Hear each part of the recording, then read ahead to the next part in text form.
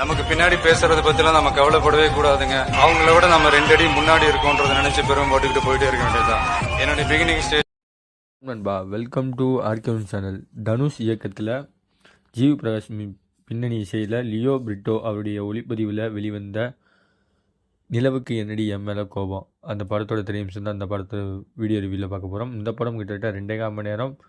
View by ஏ. இது one line story பார்க்கணும்னா, love breakup ஆன பையன் அடுத்த லவ்வுக்காக ஏங்குறா. மேரேஜுக்காக ஏங்கும் பொழுது அந்த பழைய எக்ஸ் லவ் கல்யாணத்தில் போய் எந்தெந்த கூத்தெல்லாம் அடிக்கிறாங்க அப்படின்றது தான் படத்தோட ஒன்லைன் ஸ்டோரி. இதுக்கு மத்தியில் ஃப்ரெண்ட்ஸ் அவங்க 2 பேரும் 4-5 பேர் சேர்ந்து கூத்தடிக்கிறது தான் இந்த படத்தோட ஒன்லைன் ஸ்டோரியாக நம்ம டேரக்டர் தனுஷ் சொல்லியிருக்காரு.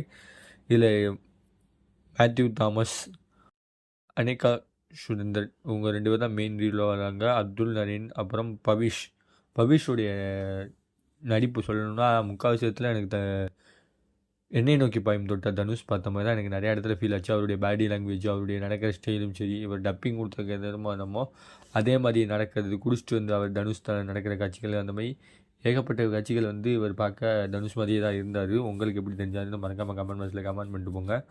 ஜிவி பிரகாஷுடைய மியூசிக் சொல்லி ஆகணும். படத்தில் ஃபுல் அண்ட் ஃபுல் ஒரு லவ், ரொமான்டிக், அந்த அப்புறம் ஒரு ஃபீலிங்கான ஒரு சாங்ஸு, பிஜிஎம்ஸ்லாம் வேணும்னா அது ஜிவி பிரகாஷால் மட்டும்தான் முடியும். அந்தளவுக்கு சூப்பராக கொடுத்துருக்காங்க ஜிவி பிரகாஷ். அந்த பாடல் காட்சிகள், வெட்டிங்ஸில் வர, ரிசப்ஷனில் வர காட்சிகள் இதெல்லாம் வந்து அற்புதமாக கொடுத்துருக்காங்க. படத்தில் 2.5 மணி நேரம் வந்தாலும் ஃபஸ்ட் ஹாஃபில் வந்து 2 பேர் எப்படி லவ் பண்ணாங்கன்றத ஒரு காட்டுவாங்க. செகண்ட் ஹாஃபில் வந்து 2 பேர் பிரேக்கப் ஆகி மேரேஜ் போகும்போது அந்த மேரேஜில் அடிக்கிற கூத்துக்கள், அங்கே நடக்கிற சில பல சில்லியான ரீசன்ஸ், சில்லியான ஒரு பிரேக்கப்ஸுக்கு மத்தியில் ஒரு லவ் பிக்கப் அப்படின்ற மாதிரி ஏகப்பட்ட காட்சிகள் காட்டியிருப்பாங்க. எனக்கு இந்த படத்தை பார்க்கும்போது ஏதோ பெரிய ஹீரோயினி லவ் பண்ணுற மாதிரியே தெரிலங்க. ஏதோ போக்சோ காதல் பண்ணுற மாதிரி தெரியுது. ஏன்னா ஹீரோவாக நடிக்கிற அனேகா சுந்தரின் அவங்களும் ரொம்ப சின்ன பிள்ளை, பையனும் சின்ன பையன். மேத்யூ தாமஸ்னு கேரளாவில் பெரிய ஆர்டிஸ்ட்டு, ஆனால் அவரும் பெரிய சின்ன பையன்தான் சொல்லி ஆகணும். ஏன்னா 2004 பிறந்தவங்க, 20 வயசு ஆகுது. ஆனால் 20 வயசில் பார்க்கும்போது இன்னும் அவங்க பெரிய ஹீரோ கெட்டப்பு, ஹீரோயின் கெட்டப் போட்டாலுமே அவங்களுக்கு அந்தளவுக்கு செட் ஆகலைன்னு தான் சொல்லணும். இந்த படத்தை பார்க்கும்போது எனக்கு இந்த படத்தை பார்க்கும்பொழுது ஏன்னா போக்சோ மேரேஜ் கட்டி வைக்கிற மாதிரி இருக்குது. பிகாம் முடிக்கிறாங்க, அவங்க பையன் வந்து சரத்ராஜ் அவனுடைய பொண்ணுக்கு வந்து கல்யாணம் பண்ணி சொல்லி கேட்குறாங்க இந்த மாதிரி காலத்தில் அப்படின்ற மாதிரி கடுப்பாக ஸ்க்ரீன் பிளே இருந்துச்சு. வாழான்னு பேசிக்கிட்டாங்க. சொல்ல போனால் அந்த படத்துக்கு தனுஷ் வச்சிருக்க பேர் நிலவுக்கு என்னடி எம்எல் கோவமில் பார்க்க வந்து ஆடியன்ஸ் தான் நாங்கள் படும் கோவம் அப்படின்ற மாதிரி பாவம்ன்ற மாதிரி இப்போ டைட்டில் வச்சுருக்கணும். ராயன் படத்துக்கு அப்புறம் வந்து தனுஷோடைய டைரெக்ஷனில் வந்து வருது இந்த படம். ராயன் வந்து ஒரு ஆவரேஜ் மூவியாக வந்துச்சு. அதில் எஸ்.ஏ. சூர்யா நடித்ததுனால கொஞ்சம் படம் வந்து ரன்னிங் டைம் வந்து கொஞ்சம் பிக்கப் எடுத்துச்சு. இந்த படம் எதுக்கு எடுத்தாங்க, எதுக்கு எடுக்க தெரியாமல் இருந்தாங்கன்னு தெரியல. இந்த படத்தை பார்க்கும்போது பல காட்சிகள், சில பல காட்சிகள் வந்து ஏகவே பார்த்த மாதிரி இருக்கும். சில பிரேமலு இந்த மாதிரி ஏகப்பட்ட படங்கள் மலையாள படத்தை பார்த்த மாதிரி தான் இருந்துச்சு.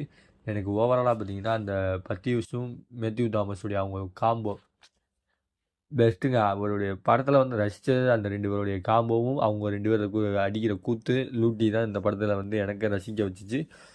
இதில் பார்ட் 2 வேறு எடுக்க போகிறதா வந்து சொல்லியிருக்காங்க. எப்பா பார்ட் 1 போதும் சாமின்ற மாதிரி. குட் டைரக்ஷன், குட் மியூசிக், இந்த மாதிரிலாம் சொல்ல முடியாது. Good music, good action. அப்புறம் ஹீரோயினியாக போட்ட அந்த பொண்ணு வந்து இந்த விஷயத்தை நடிக்க வேணாம். ஹீரோயினியாக வந்து இவ்வளோ பச்சையாக நடிக்கணும்னு அவசியமே கிடையாது. ஒரு 20 வயசு பொண்ணு பெரிய ஹீரோயினி நினைப்புன்னு நினைக்கிற மனசில் இந்த படத்தை பார்த்தாலே உங்களுக்கு தெரிஞ்சிருக்கும். எதுக்கு இந்த இவ்வளவு கவர்ச்சிகள் இது பட வாய்ப்புக்காக சில நடிகள் கவர்ச்சி காட்டுறாங்க, இல்லைன்னு சொல்லலை.